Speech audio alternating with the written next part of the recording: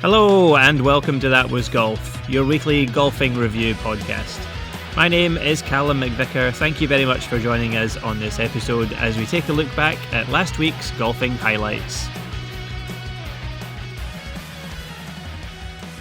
We start this week on the MENA Golf Tour, where it was the Egypt Golf Series held at Adres Marassi Golf Resort in Marassi, Egypt.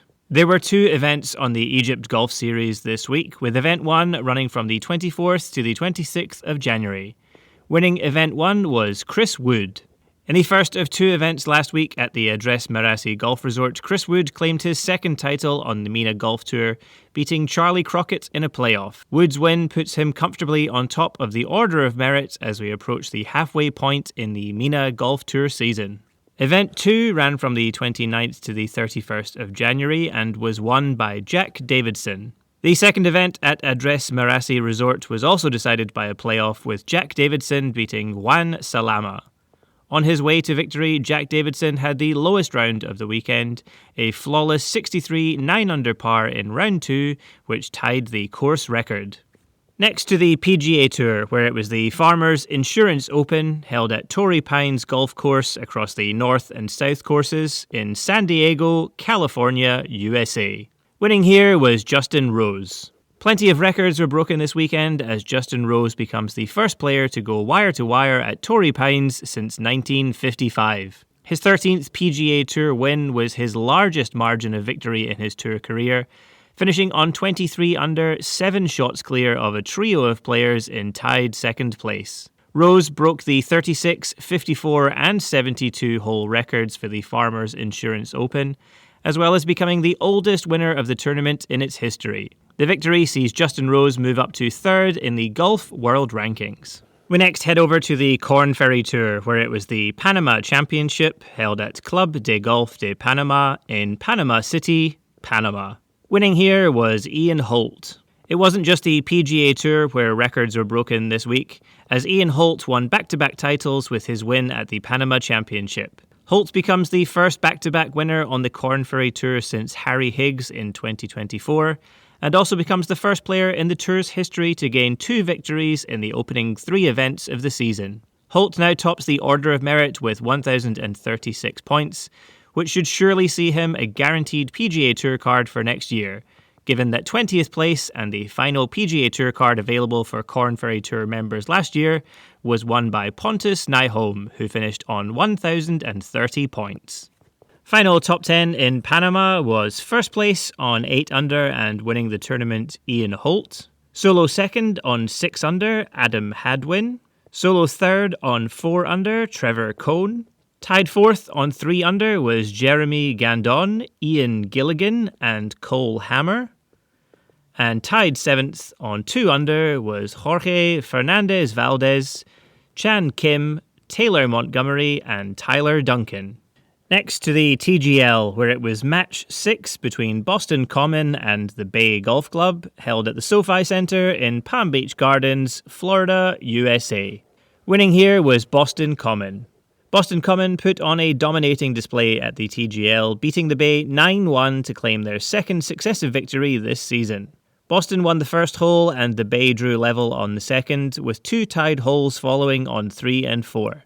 However, that would be the end of any hope for the Bay as the informed team of Rory McIlroy, Keegan Bradley and stand-in player Michael Torbjornsson ran away with the match, winning 8 points across the next 11 holes. Up next for the Bay is LA Golf Club on February 10th, while Boston Common will face Atlanta Drive on February 24th. Over to the PGA Tour of Australasia, where it was the WebEx Players Series Murray River in honour of Jared Lyle, held at Cobram Barooga Old Course in Barooga, New South Wales, Australia. Winning here was Hayden Barron. Hayden Barron secured his first victory on the PGA Tour of Australasia after the last few years had seen multiple near misses as a runner-up. Barron was made to work for his first victory after Jimmy Zheng had set the clubhouse target of 21 under, shooting a 65 6-under in his final round. A shaky start to the final round, making 2 bogeys in his opening 3 holes, was soon righted by Barron as he made 2 birdies on the front 9 to cancel out those early bogeys.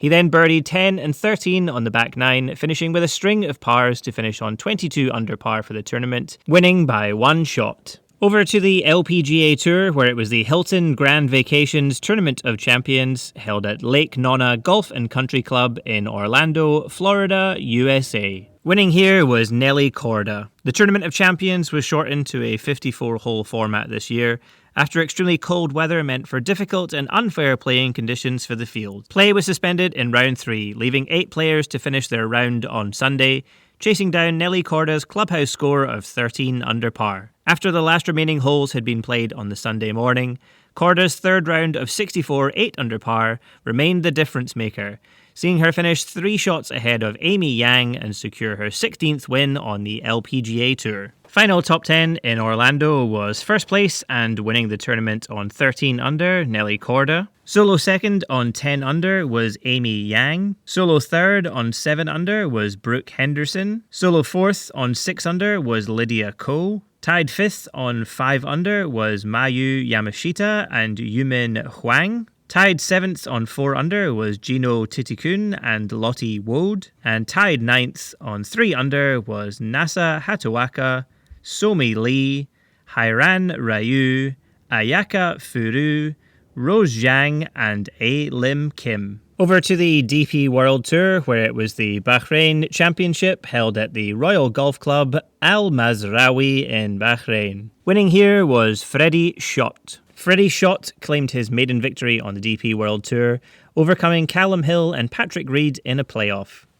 After a blistering course record equaling second round of 61 11 under par, Calum Hill was the man for everyone in the field to chase down, heading into the weekend's play. As Hill stuttered with weekend rounds of 72 even par and 71 1 under on the Saturday and Sunday, the chasing field soon caught up to him, with Patrick Reed and Freddy Schott ending the weekend tied on 17 under with Hill and heading to a playoff. Reed was the first to drop out of the race, making a bogey on the first playoff hole, leaving Schott and Hill to replay the 18th hole once more. Unfortunately for Hill, the pressure grew a little too much as he put a drive out of bounds and then followed his second drive up with a horrible shank into the water, leaving Schott to make a fairly comfortable par and secure his first European Tour title. And lastly this week we head to the Hotel Planner Tour, where it was a co-sanctioned event with the Sunshine Tour, the SDC Open held at Zebula Golf Estate and Spa in Limpopo, South Africa. Winning here was MJ Phil-Yoon.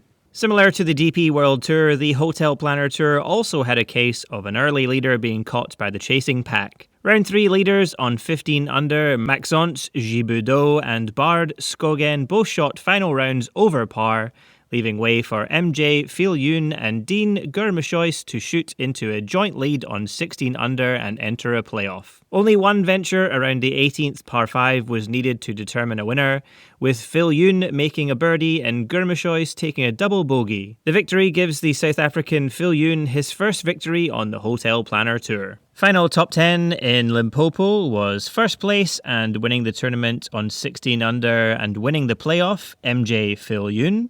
Solo second on 16 under and losing the playoff was Dean Gurmashois. Tied third on 14 under was Maxence Giboudeau and Jean Hugo. And tied fifth on 13 under was Luke Brown, Yannick De Bruyne, Callum Farr, Peter Moolman, Jaco Prinsloo and Ryan van Velzen. And for another week, that was golf. Thank you so much for listening in to this episode. Wherever you get your podcasts from, be sure to like, share and subscribe to stay up to date with all future episodes released every Tuesday, 7 a.m. Australian Eastern Standard Time.